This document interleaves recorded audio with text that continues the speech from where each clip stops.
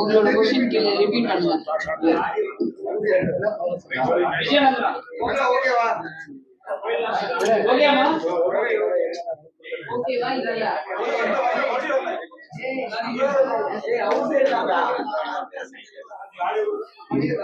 ரொம்ப அழகான ஒரு கேள்வி கேட்டாரு. இன்னைக்கு இது கண்டிப்பா இந்த இண்டிபெண்டன்ஸ் சாங்ஸ் பெரிய ட்ரெண்ட் செட்டிங் ஆயிட்டு இருக்கு. அதுவும் ஃபார் பாஸ்ட் 2-3 இயர்ஸ் இந்த கோவிட் 20க்கு அப்புறமா 21 வரும்போதுதான் என்ஜாய் என்ஜாமி, குட்டி பட்டாசு, ராஸ்குமாரோ இந்த மாதிரி பாடல்கள்லாம் வரிசையா ஹிட் ஆக ஆரம்பிச்சது. அதுக்கு முன்னாடி வரைக்கும் நிறைய பேருக்கு கஷ்டப்பட்டு, ஏன்னா நான் வரும்போது மியூசிக் டைரக்டர்ஸ் 2005-2006 எல்லாம் ஒரு 10-15 மியூசிக் டைரக்டர்ஸ் தான் இருந்தாங்க. இன்னைக்கு நிறைய பேர் இருக்காங்க. அவங்களுக்கு எப்படி பாட்டை வெளியே காட்டணும்ன்ற ஒரு ஸ்பேஸே இல்லாம இருந்தது. இன்னைக்கு அந்த ஒரு பாடல்கள் மூலியமா இன்னைக்கு நீங்க நிறைய மியூசிக் டைரக்டர்ஸ் யங்ஸ்டர்ஸ் பாத்தீங்கன்னா இந்த இண்டிபெண்டன்ஸ் சாங் மூலியமா தான் அவங்க மியூசிக் டைரக்டர் ஆகி நிறைய பெரிய பெரிய படங்கள் பண்ணிட்டு இருக்காங்க. சோ அந்த ஆப்பர்ச்சுனிட்டி 10 வருஷம் முன்னாடி இல்ல. சோ இன்னைக்கு அது கண்டிப்பா ஒரு ட்ரெண்ட் செட்டிங். இந்த இண்டிபெண்டன்ஸ் சாங் மட்டும் இல்ல, நம்ம ஊர்ல சினிமாலாம் பெருசு இல்லையா? சோ இன்னைக்கு அவங்களால என்ன ஒரு பாட்டு வேணா பண்ணி தனிமையா ஒருத்தன் வீட்ல இருந்தே ஒரு பாட்டை பண்ணி அவங்க வெளியே காமிச்சு அவன் டேலண்ட் வெளியே கொண்டு வந்து காட்ட முடியும். இன்னைக்கு அந்த ஒரு ஸ்பேஸ் இருக்கனால கண்டிப்பா அது ஒரு ட்ரெண்ட் செட்டிங் மாறிடுச்சு. நீங்க ஃபிலிம் ஆல்பம்ஸும் பண்றீங்க as well as independent singles. Which do you find like எது உங்களுக்கு more freedom கொடுக்குது in terms of composing? Freedom கண்டிப்பா இண்டிபெண்டன்ட் சாங்ஸ். பிகாஸ் இது எங்களுக்கு என்ன வேணும்ன்றது நம்ம சூஸ் பண்ணிக்கலாம். இப்ப பேய் பாட்டுன்னு இவர் சொன்னாரு. அந்த பேய் பாட்டு எப்படி இருக்கணும், அதுக்கு எப்படி ஒரு ஹுக் ஸ்டெப் வேணும், அந்த என்ன மாதிரி லிரிக்ஸ் அதுல வேணும். இதை ஒரு ஸ்கிரிப்டா இப்ப அவருமே ஒரு டைரக்டர். இப்ப அவர் ஸ்கிரிப்ட்ல ஒரு பாட்டு இப்படிதான் இருக்குன்னு சொல்லும்போது அதை லிரிக்க மாட்டுமே நம்ம சொல்ல முடியாது. அது ஒரு மெலடி சாங்னா மெலடியா தான் இருக்கணும். இதுல நம்ம இப்போ பேய் பாட்டு ஒரு மெலடி பாட்டா கூட நான் பண்ணிருக்கலாம்.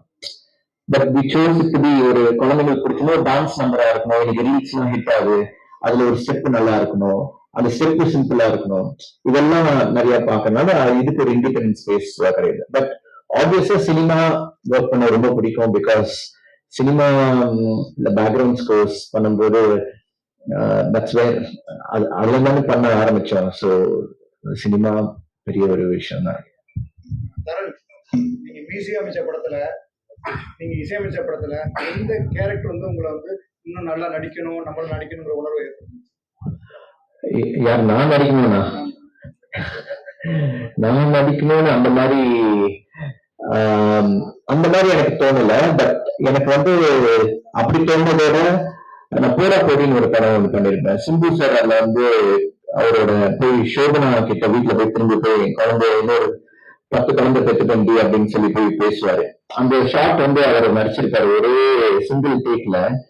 ஒரு ஆர்டிஸ்டா அவர்கிட்ட எனக்கு தெரியாது எப்படி விக்னேஸ்வரன் அவர்கிட்ட சில சிம்பிளா சொன்னாரு. பட் இவர் அது ஒரே டேக்ல நடிச்சு அதுல அழிந்துட்டு அப்படியே திருப்பிட்டு போயிடுவாரு. சோ என்னடா இப்படி ஒரு பெர்ஃபார்மன்ஸ், இந்த மாதிரி சில விஷயங்கள்லாம் நான் அந்த சீனுக்கு ஒரு 20-30 தடவை நான் மியூசிக் பண்ணிருப்பேன். சோ அந்த மியூசிக் பண்ணி அதை பார்க்கும்போது இப்படி ஒரு ஆர்டிஸ்ட் இருக்காரு நம்ம தமிழ் சினிமால, நம்மளும் ஏதாவது இந்த மாதிரி நடிக்கலாமா, அது அந்த மாதிரி இன்ஸ்பயர் பண்ணிருக்கு. இவங்களோட பெட்டரா நடிக்கணும்னு எனக்கு அப்படி தோணுது இல்லை நான் பண்ண படங்கள்ல. ரீமேக் படங்கள் ஏதாவது உங்களுக்கு பிடிச்ச ரீமேக், அதாவது ஒரு கேரக்டர் நல்லா இருக்கும், இது பண்ணா நல்லா இருக்குன்னா எந்த படத்தை சாய்ஸ் பண்ணுவீங்க? நான் பண்ணாதா ரீமேக் பண்ணாதா? எனக்கு தனுஷ் சாரோட படங்கள் எது பண்ணாலுமே ரொம்ப பிடிக்கும். ஸோ அவர் ஃபர்ஸ்ட் காதல் கண்டேன் அண்ட் துள்ளியது இளமை இந்த படங்கள் எல்லாம் பண்ணும்போது அவர்கிட்ட ஒரு பயங்கர ஒரு ஃபயர் அண்ட் எனர்ஜி இருந்தது. ஸோ எஸ்பெஷலி காதல் கொண்டேன் அந்த படத்துல எங்கே உள்ள வராது படத்துல, சாரி புதுப்பேட்டை சாரி புதுப்பேட்டை படம். ஸோ புதுப்பேட்டை மாதிரி ஒரு ரோல் எனக்கு ஒண்ணு அப்படியே பர்சனல் பி லைக், அதுக்கு மேல எனக்கு வேற எதோ வேணான்ற மாதிரி. இசை பெருசா எழுத்து பெருசா போயிட்டு இருக்கு மியூசிக் டைரக்டர் அவங்களோட பத்தி? நான் எப்பவுமே ஃபர்ஸ்ட் எழுத்து பெருசா தான் பார்ப்பேன். ஏன்னா அந்த காலத்துல இருந்து என் அப்பா அம்மா கேட்ட பாடல்கள் எல்லாம் எம்எஸ்வி சார் நான் சொன்ன ஆடியோ கேசட்ல போட்டு கேட்கும்போது அந்த வார்த்தைகள் தான் அவங்களை பாட வச்சு இது பண்ணிட்டு இருக்கோம். ஸோ இன்னைக்கு சரி ஓகேயா? ஸோ முதல்ல லிரிக்ஸ் ரொம்ப இம்பார்ட்டன்ட். பட்